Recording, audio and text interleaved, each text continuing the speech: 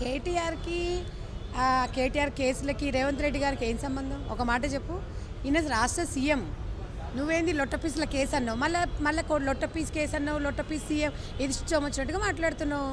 నీకు మెడ మీద ఏమన్నా పురుగు తోలుస్తుందా? నాకు అర్థం కాదు. మేకపోతే గంభీరము. ఇప్పుడు ఆరిపోయే దీపానికి వెలుగు ఎక్కువ అంటారు చూడు. వాళ్ళ ఇంట్లో మీకు ఒకటి తెలుసా, వాళ్ళ ఇంట్లోనే వాళ్ళ బావ వాళ్ళ చెల్లె సంకలు గుద్దుకుంటారు. మా అన్న ఎప్పుడు జైలుకు పోతాడో పార్టీ పగ్గాలు నేను తీసుకోవచ్చని, మా బామ్మారిది ఎప్పుడు పోతారో పార్టీ పగ్గాలు నేను తీసుకోవచ్చని. ఏం చేయాలని అర్థం కాక తల బాదుకుంటున్నాడు కేసీఆర్ గారు. ఈ తెలంగాణ రాష్ట్రాన్ని 10 సంవత్సరాలు దోసుకొని దీని ఇష్టానుసారంగా మళ్ళీ రేవంత్ రెడ్డి గారికి ఏదో మాట్లాడుతున్నారంటే ఈ కార్ రేస్ అనేది ఇప్పటిది కాదు, అది 2022 కేసు. అది ఎప్పుడైనా 2020 సంవత్సరంలో తిన్నా కూడా ఎప్పుడోసారి బయటకు వస్తుంది.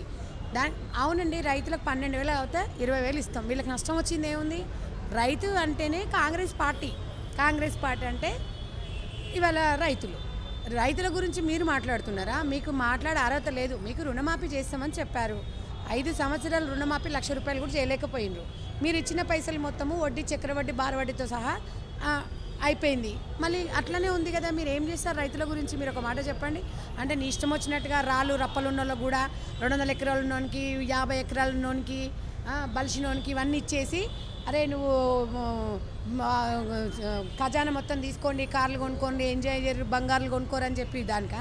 ఇది కాదండి. బలహీన వర్గాల రైతుల కోసం రైతులు ఎంత పంట పండిస్తే అంతమందికి రైతు బంధు ఇస్తామని చెప్తున్నారు.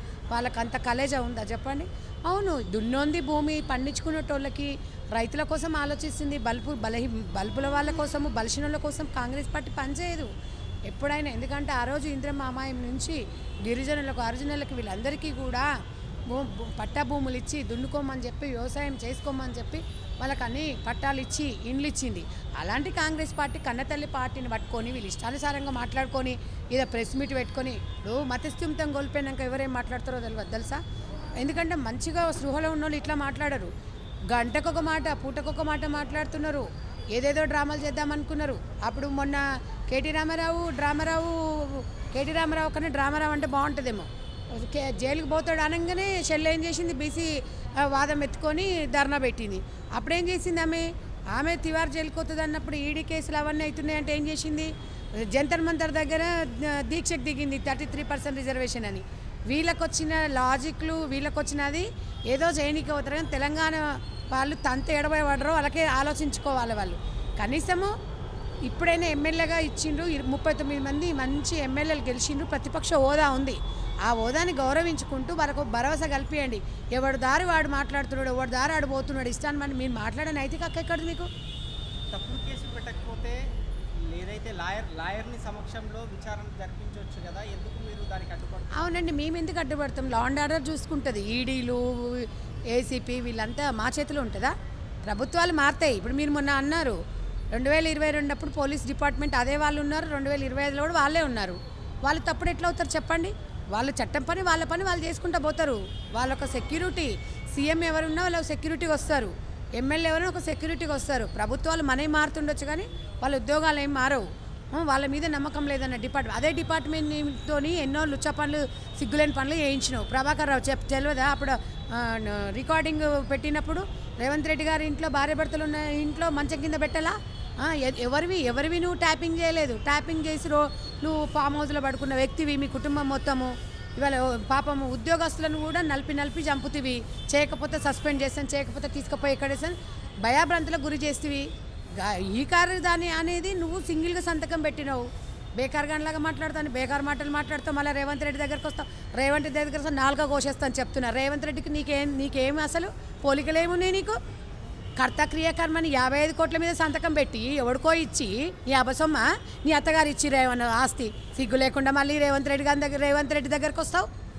రేవంత్ రెడ్డి గారి దగ్గరకు వస్తే బొక్కలు ఇరుగుతాయి. నేను చెప్తున్నా, మహిళలందరం ఇప్పుడు ఏదైతే పథకాలు ప్రవేశపెట్టారో సంవత్సరం నుంచి ప్రవేశపెట్టకుండా ఇప్పుడు వస్తున్న ఎలక్షన్స్ దృష్టిలో పెట్టుకొని, అరే మీరు దొంగనా కొడుకులారా, మీరు 2,50,000 కోట్లు అప్పే చేసినాం అనుకున్నారు. ప్రజలకు కూడా అదే తెలిసింది. మేము ఇవాళ గవర్నమెంట్లోకి వచ్చినాక తెలిసింది 7.5 లక్షల కోట్లు అప్పులు చేసిరని. మరి మేము మెల్లగా సర్దుకోవాలి కదా. ఒక్కొక్కటి ఇస్తున్నాం. ఇవ్వకుండా కాదు కదా, ఇంకా 4 సంవత్సరాలు ఉంది, ఇస్తాము. తెలంగాణ ప్రజలు కూడా అంటారు, అరే వాళ్ళు ఇస్తున్నారు కదా, ఒక్కొక్కటి ఇస్తారు, ఇవ్వని అని ఉన్నదంతా నాకిపోయిండ్రు. ముగ్గురు కల్వకుంట్ల ఫ్యామిలీ మొత్తం నాకిపోయిండ్రు మొత్తం ఇక తెలియలేదు. ఇప్పుడు 55 కోట్లు ఎట్లా పోయినాయి? ఇదే నిదర్శనం. ఓయమ్మ గదొక్కటి ముట్టుకుంటేనే ఇంత వచ్చింది. కాళేశ్వరం ప్రాజెక్టులో 8,000 కోట్లు, మిషన్ భాగీరథల, గొర్రెల దాంట్లల్లా, బర్రెల దాంట్లల్లా. ఒక ఎడ్యుకేషన్ డిపార్ట్మెంట్లో నిధులు ఇవ్వలేదు, ఎందుకంటే అందులో ఉండవు కదా, నిధులు ఉండవు, ఏముండదు. అదొక్కటి ఆ వ్యవస్థను నిర్వీర్యం చేసిండ్రు. మిగతా దాంట్లో మొత్తం ఎక్కడ చూసినా కమిషన్లు బతుకులు తగడవాడ తెలంగాణలో సొమ్ములు తిని వాళ్ళ రక్తాలు తాగిరు, బొందబెట్టిరు తెలంగాణ వాళ్ళందరూ. ఇంకేముంది మీ దగ్గర? ఇప్పటికైనా మారండి రా బాబు, మారండి. తెలంగాణ బిచ్చం వేస్తే ఇలా తెలంగాణ పిల్లల వాళ్ళ ఆత్మల శాంతి కూడా లేవు. వాళ్ళ కుటుంబాలకు ఏమైనా అది చేయకపోతే ఇంకేం పీకుతారు మీరు? అధికారం ఇచ్చిర్రు, ఏమైనా పీకుతారేమని. ఏం పీకిరు మీరు? ఏం పొడిచిర్రు మీరు? చివరిగా ఒక మాట చెప్పండి. తెలంగాణ మహిళగా, తెలంగాణ కాంగ్రెస్ నేతగా ఇప్పుడున్న ఈ పరిస్థితులను బట్టి ఈ తెలంగాణ ప్రజలు కానీ, తెలంగాణ ఆడవాళ్ళు కానీ ఏ విధంగా ఆలోచించాలి?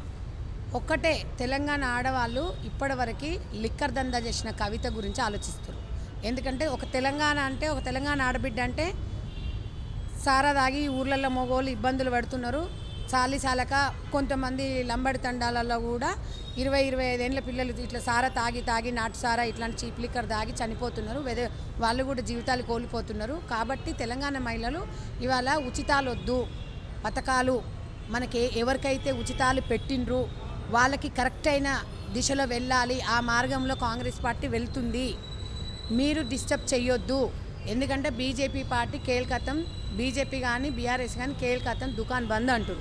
ఎందుకంటారంటే 10 సంవత్సరాలు వాళ్ళకి అధికారం ఇచ్చినాం మేము తెలంగాణ ప్రజలము. వాళ్ళు ఏం చేయలేకపోయినారు. ఇలా ఉచితాలు వీళ్ళు ప్రవేశపెట్టారు. వాళ్ళు ఇస్తున్నా కూడా మీరు ఎందుకు ఇవ్వనిస్తలేరు?